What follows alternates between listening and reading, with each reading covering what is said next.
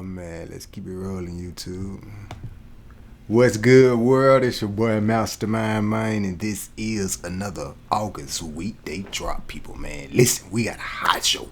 But before we jump into this hot show, man, y'all be sure to follow your boy Master23Mind and Mastermind RGTV on YouTube, and Real Gamer on all podcast platforms, and the classic shows RGTV. Listen, man, we got a spicy show, man. Spicy show. We're gonna be talking about a couple things, diving deep into some things, and just really, breaking down some things and kind of elaborating on a couple things. I'm not gonna speak too heavy on about Gamescom because I got a bunch of other stuff I kind of want to touch on a little bit. But it's cool because this is the end of August. I've been off my game a little bit in August, but it's all cool because we're working on a master plan. We're working on a bunch of good stuff that's coming up here on the show. We got some guests that's up in line that's coming up here on the show. We got the crypto podcast also rolling too. That's on another network though. But hey, let's jump right into it. So, this new Saints Row is out, man.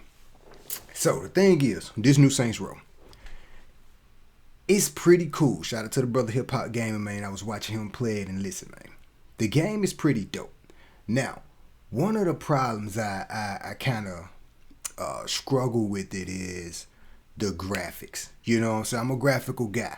And the graphics is cool, but when I was seeing him playing the game, he was rolling through a couple spots on the game. It was a bunch of dark spots and whatnot. And I'm like, yo, it's like pretty dark for a game, you know what I'm saying? Two issues, it's a little buggy, and these things are gonna happen in day one games or whatnot anyway. Day one patch. Make sure you update your game, folks. You ain't got no internet, you better turn your hotspot on because you don't need that day one patch. So this one of them games you definitely gonna need the day one patch. The graphics could have been better, but the only reason I got the expectations high for Saints Row on graphics is because the new GTA 6, when it dropped, bruh, listen. You're looking for a game that's open world and real similar to GTA. You think of this game, of course, but graphical wise, there's no other game that's going like this open world like GTA. Saints Row had the perfect opportunity, especially I'm looking at a standpoint from where these guys talking about rebranding the entire like a rebrand of Saints Row. This is not the pickup from Saints Row 2 or 3 or whatnot. This is a brand new Saints Row, brand new story and everything, which is, I'm okay with that. But with that rebranding of it, I'm gonna need you to come hot with these graphics because we already know your competitors like GTA 6 or whatnot. They probably was doing their own thing. They was creating their own game. I wasn't even GTA probably not even in they preference thought. But as a fan, I'm sitting back looking like, yo, for the graphics people, when GTA 6 drop, it ain't gonna be no more Saints Row. You're probably gonna forget about Saints Row. I just feel like when games try to rebrand themselves, they gotta come all with it because let's get it clear. It's a reasoning why you're rebranding Saints Row. You feel what I'm saying? So it's some of the elements that they left out from the old game. I feel like they could have brought back in, but it's just not coming out. I still believe in the game, but I'm GTA 6 fan all day. I'm looking at it from a competitor standpoint, like GTA versus Saints Row game. But yo, it's pretty dope. But make sure you download that day one patch. I gotta see and play. I haven't played it hands on yet. Just kind of watching different streamers playing it, but watching it first from Hip Hop Gamer playing it. So you know what I'm saying. Just from looking at it, yo, it looks dope. I love that driving the car, whatnot, looks like it's very smooth and very like freely. You know what I'm saying. I like games like that. So I hear the radio is pretty dope. So hey, I'm not really saying anything bad about it. Just one of those things like, yo, GTA 6 finna blow any other game that's gonna try to be like it out the water. That's all I'm saying. Moving on, let's talk about this Resident Evil TV series, man. Man, hats off for Resident Evil, yo. I'm a really big Resident Evil fan, so y'all already know how I feel about Resident Evil, period. But it makes me sad, man, because it was actually a good show. It was actually a good show. And for them canceling it, I'm looking at Netflix like, yo, they probably canceled it because of the fact that, Netflix is not doing so great, you know what I'm saying? But as a streaming service, so, you know what I'm saying? I don't know. It could be reasons why they didn't, why they didn't continue with the series. I'm kind of sad for it, but I think it really had potential, yo. It really had potential. We finally got a story about Albert Wesker. You feel so? Wesker's one of my favorite characters in Resident Evil series, and we finally got a story about him. And he's a black guy, you know what I'm saying? And plus, it was a little bit different approach. It was Whisker's clone, you know what I'm saying? And it was like, oh, yo, for real? Oh, wait, yo. I'm remembering these moments coming from Resident Evil 5, playing the game. Resident Evil, 5, yeah, when they was off in Africa or whatnot with Chris, yeah. So remembering these moments from the game, and you know what I'm saying, just as a Resident Evil deep fan, seeing the show was like, yo, man, how can you not respect it? You feel what I'm saying? It was a great show. They really did their thing with this one, and I just knew it was gonna be season. Yeah, man, I started to do a podcast right after I seen the show. Like, I was like, yo, this what season 2 gonna be about? Boom, boom, boom. They can do a season 3. I was all over the place with it. And I'm like, yo, because I'm a big Resident Evil fan, and for the mere fact this is being canceled, man, y'all need to call Amazon on the phone, call somebody.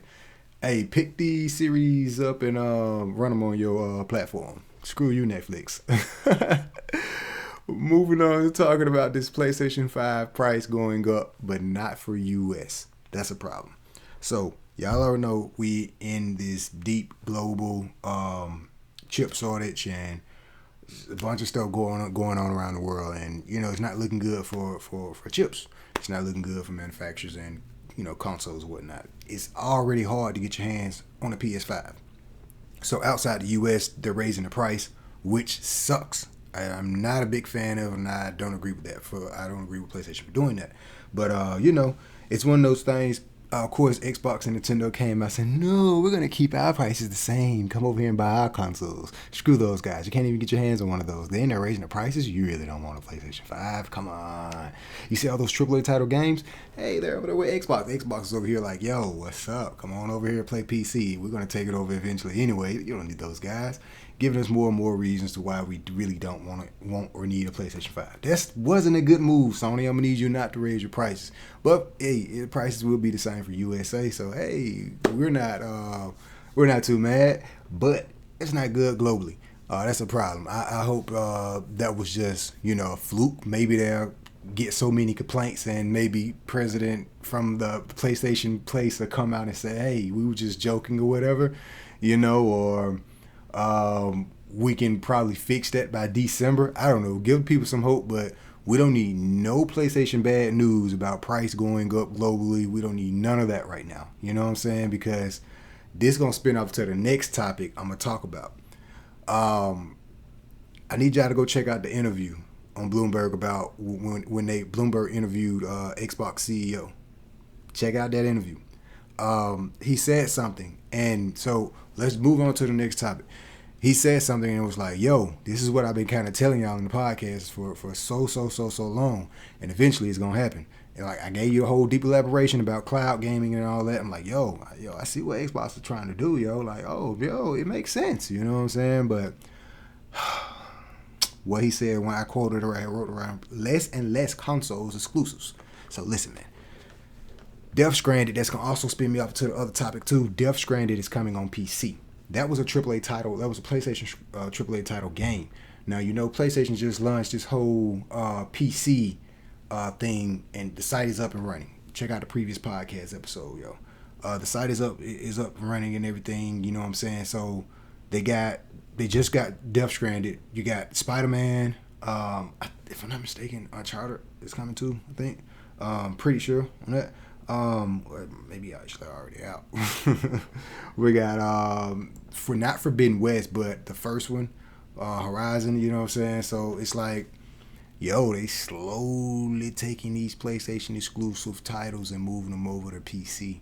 And if you're over that PC, you might as well say Xbox, So I can see that when he says in his interview, less and less consoles exclusives. Yo, previous podcast we was talking about an article that came out talking about, Google doing something to where you just type a game in the search in the Google search menu, boom, hook your controller up and you play the game. It's gonna boil down to a point to where it's like accessories. Which accessory are you going with? You know what I'm saying? And not so less of which console you're gonna go with because of these AAA title games. You know, if PlayStation, that's like, look at what Nintendo did with iOS so long ago. Remember Mario Run? Let's go ahead and fact check that while we're on the show right now. Check this.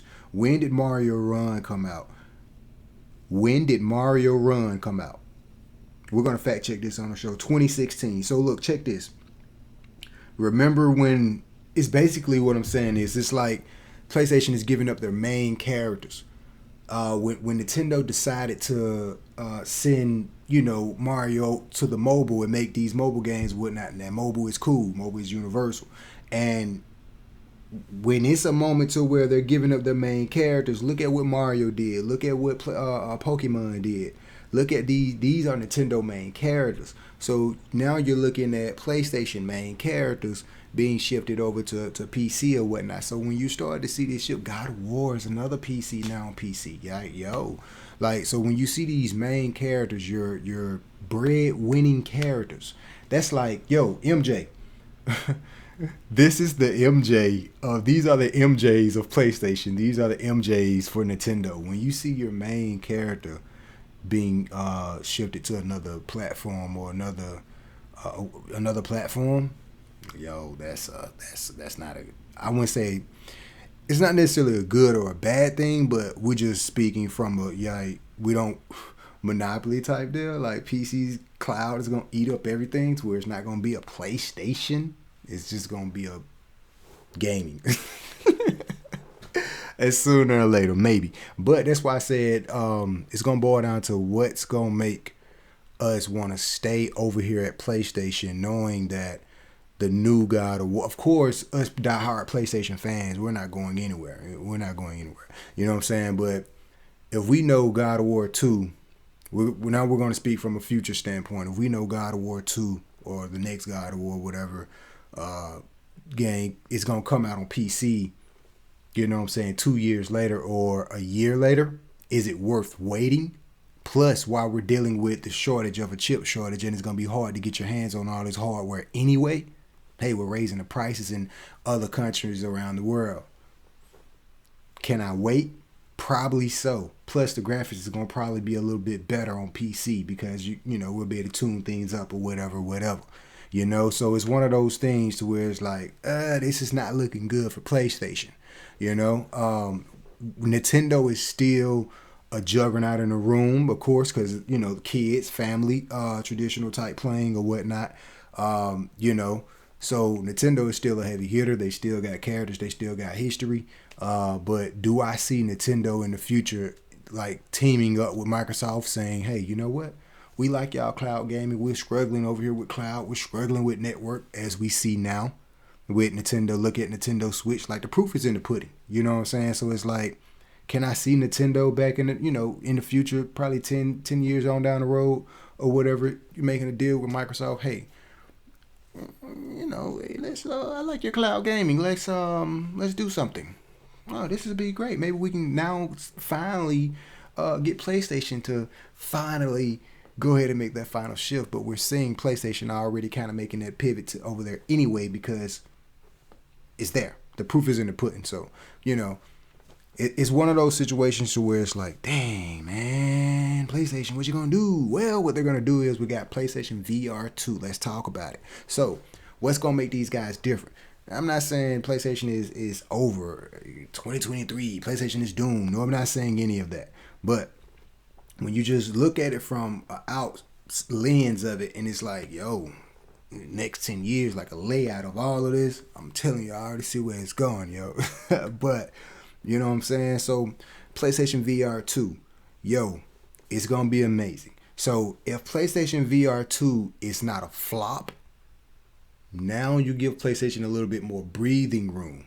But if PC is able to, you know, also get these VR, so if PlayStation can create some type of VR experience that you can't have over here on PC, because it's gonna boil down to experience. Like what I'm saying, what's gonna make these guys different? It's gonna boil down to experience. Like me immersed in this game, like I have a better, I have, the player has a better experience over here with PlayStation VR versus the experience I had over here at PC. You know, so it's just gonna be one of those things, and what's gonna make these two different, unique experiences different is gonna be the accessory, the hardware from Sony themselves. So if they can, this new VR2, they're saying up to the hype is going, got this eye tracking and the 120 hertz, whatever. If it's a flop, that's not gonna be good. But if it does well, which I'm thinking that it would, I'm hoping it. I'm sure it will. If it does well, yo, all right, that's good.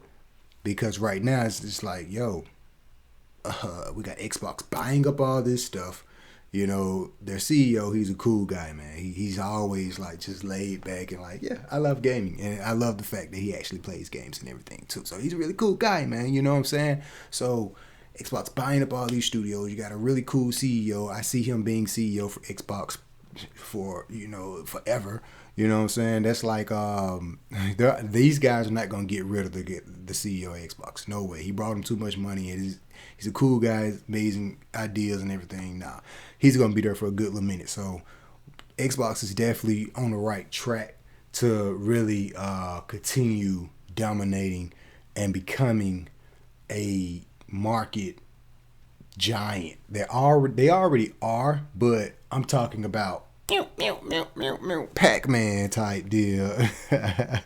Hey, shout out to the YouTube people, because I talk with my hands a lot, but see, the podcast can't really get to experience that, So moving on to talking about something else, I want to breach on a little bit about this Gamescom, because we seen this Dead Island 2. Check out the previous podcast, folks. I'm trying to tell you, RGTV baby. Quick clip. This Dead Island 2 dropping February the 3rd, 2023. Listen, it looks really cool. I got the first Dead Island, had a good time. You know what I'm saying? A couple things I didn't like about it, but I'm a zombie fanatic. So, yo, the graphics on there looks really, really good. I was really impressed by the graphics when I seen it. Of course, it's probably, cinematic or whatever, but, yo, they show gameplay. That's good. So, one thing they was talking about in it was an article. Follow me on Twitter, too, by the way, Master23Mind. But it was an article, and it was talking about what they did in the game. You're able to get AI to help you in the game. And, yo, that's perfect. That's the future of gaming. So we're seeing this future tech being used. Now, this is a situation and something that's not necessarily, it's new, but it's next level new, but not nothing new, because technically AI is already in the game, if we're going to get real technical with it. But this is new because it's on the next level. It's on some new, like, yo, I can talk to it, my Alexa, my Google, whatever, and don't listen. I can talk to my bot and, hey, help me out with this level, or hey, do something, play, like, you know what I'm saying, do something with this map or whatever. That interaction that we have, and that goes back to my point to where what's gonna make things different in gaming, like gaming industries and the gaming companies, whatnot, developers, whatnot, all around, like we have to get very innovative with the tech and with the ideas of where we're taking these games. And I feel like something like that, interacting with AI in these digital worlds, is, yo, that's incredible. We need that to happen. You know what I'm saying? So for the mere fact we're seeing that on Dead Island 2, which is a really popular zombie game, in my eyes, pretty dope. You know what I'm saying? It's not as fun. Still, Call of Duty Zombies is like my number one zombies game. Shout out to my homie Q. You know what I'm saying? That's still one of my number one zombie games. But Dead Island 2 is a great zombie game. If you just want to just slay some zombies and have a good zombie time, Dead Island 2 is definitely the game. So, you know what I'm saying? It's one of those, and I'm just happy that for the mere fact that we can integrate and talk to our AI, and it can interact with us in the game and in the world. So the future of tech and gaming, that we're going to see that a lot more in the future of gaming, I say. Moving on, talk about this Sonic, man. Boy, when I seen the Sonic, I was like, yo, because I'm a graphics guy. So when I seen the Sonic, I was like, yo, this is like an open world Sonic. Now I really don't. I was a little like, huh? Who's these characters? And what's the story? Like, I don't really know what was going on with the story or whatnot. Of course, because the game's not out yet. But from the cuts, I was like, what are you talking about? What is this? What are they, aliens? What are they, like a robot or something? Show me the open world. You know what I'm saying? So, yo, them graphics. I love to see Sonic when the graphics, like, I was my first mesmerized of the Sonic looking really, really good was on Dreamcast. I think, was that Sonic Adventure? Yeah, on Dreamcast.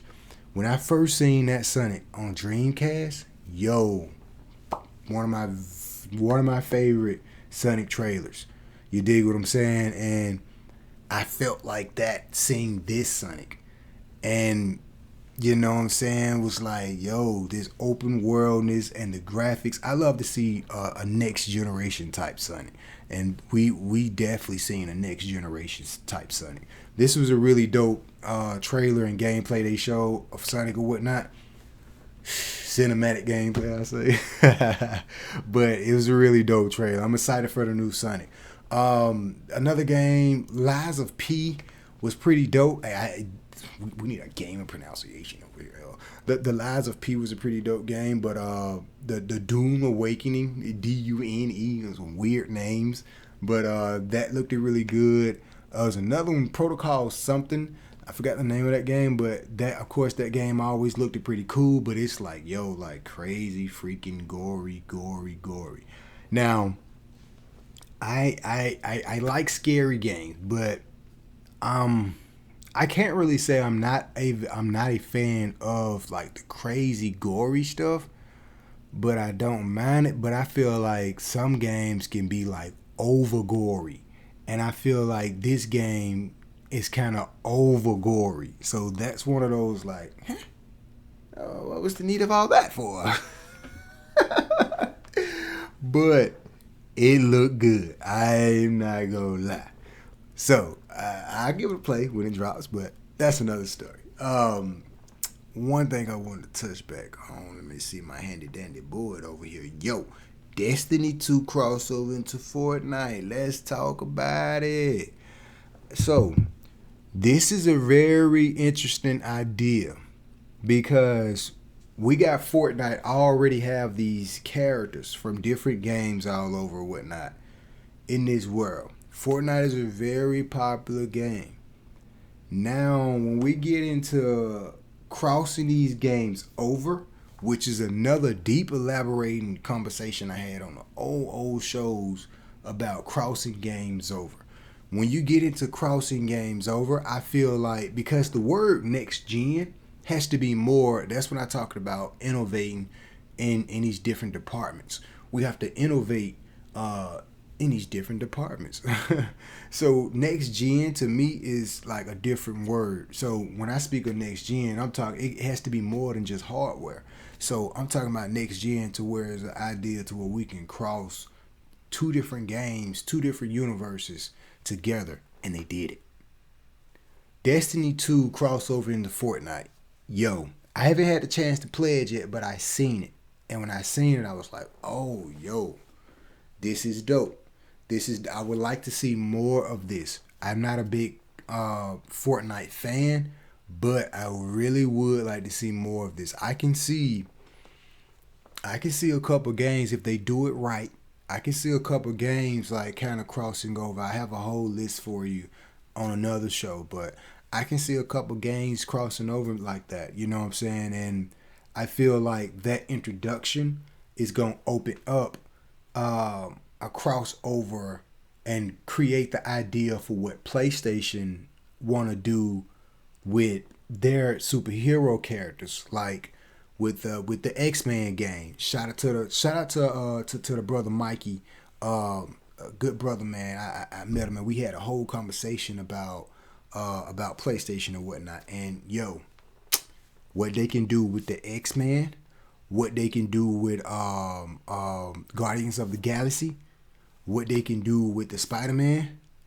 So these Marvel characters, they can start crossing in these games, yo. That'd be real good. And even the DC games, you got the Gotham game that's about to drop. I want to talk about Batman for a little bit. I know Anchor's finna get ready to kick me out here a little bit, but we got 5 minutes to take on the Anchor. Batman real quick. If I don't finish my take, we're going to keep it rolling on YouTube. But the Batman game, I feel like it can get repetitive over time if they don't add more content into that game. That's all I say about the Batman for right now. But the Batman's not out yet. So that's just my clue of things. Looking back at the old Batman games and any other superhero game that I felt like it felt repetitive after you did the main objectives or main games, or even in the midst of on the way to these main missions and maps or whatever, is these missions felt the same, or the bad guys or whatnot. But they can cross these games, DC and Marvel. And I feel like what Destiny 2 has done with Fortnite allows the idea to like really, if it can make sense and be right and balanced, yo, I say make it happen. You know what I'm saying? I gotta play it. But, and speaking of Destiny 2, yo, I'm very happy what Destiny 2 is doing. Destiny got another, it's not, I thought it was Destiny 3 or something, but obviously it's another add-on to Destiny 2. Destiny 2 it has been dropping content after content after content. This game has been out for quite some time, and they're still adding on DLCs and content for this game. I'm very happy when games do that. I have a brand new copy of Destiny over here, opened up, fresh in the pack. I ain't even played it yet, but I just like to support games that just does something like that. So, yo, I'm pumped for them to do that. And now we got this whole crossover with Fortnite. Not a big Fortnite fan, but yo, and for the fact that Fortnite got Dragon Ball Z, these different characters in this game, like, yo, this is crazy. Pretty freaking interesting, yo. But that's my quick take on that. I had to drop a deep elaboration on that one. Hey, shout out to eFuse, man. eFuse is a gaming social media network. Pretty dope. Good people over there too, man. But we're just here trying to unite all the gamers, man. They have some good gaming conversation. And shout out to the team, man. Shout out to Team Prodigy. Shout out to the team, man. We finna do some big things. You know what I'm talking about? We're gonna do some big things, but we're gonna talk more. We're gonna talk more because the Anchor's finna get ready to keep me out of here though. But man, I wanna do some deep elaboration about some Resident Evil too, man, because that's on another episode. So coming up on the next episode. On the next episode, I'm on I wouldn't say the next episode, probably another episode, but I'm a deep dive about Resident Evil because we got the Resident Evil 4 about to drop next year. And for the fact that it counts to this Resident Evil TV show, I feel like they should have kept it alive because Resident Evil 4 remake coming out next year, if they're able to blend these shows in with the game, crazy. But that's another episode, folks. Look, man, be sure to follow me everywhere, Master23Mind on all platforms, Mastermind RGTV on YouTube, and Real Gamer on all podcast platforms, and the classic shows. The classic shows, I wanted to kind of give you a more comedy, funny perspectives, but also tied into gaming, and we have some deep, elaborate gaming conversations about the future, past, and present. We here, we there, we everywhere. Follow me, RGTV. That's the classic, baby. But we out. It's just been real, y'all. Love is love. Peace. Oh, YouTube. Ain't gonna just kick me out of there, but it's cool though. Listen, YouTube. Yo, if PlayStation can merge these games, like if they do some type of I said merge, they could do some type of crossover with these games, bananas. I love what they did with Destiny 2 and Fortnite. You know, so if we can see some DC games like that, imagine Avengers versus bring the comic books to life. I'm talking about innovation. This is our golden years. Let's get it. Bring the comic books to life, man. We want DC versus Marvel. Think about it. Hey, look, YouTube, y'all getting some exclusive content right now. Let's get it cracking, man. We're gonna shoot for 31. Listen, man. Imagine these games are already coming out. Single by single, they dropped. They canceled the Iron Man. They shouldn't have did that, but they canceled the Iron Man. But we got the Batman. We got the Gotham Knights that's just dropping real good. DLC Catwoman. You know, I'm like really like going in with these games, and we following through like yo, the Spider-Man, dope game. So think about this: if we can do a DC versus a Marvel and turn it into a game, yo, the ideal can be possible because.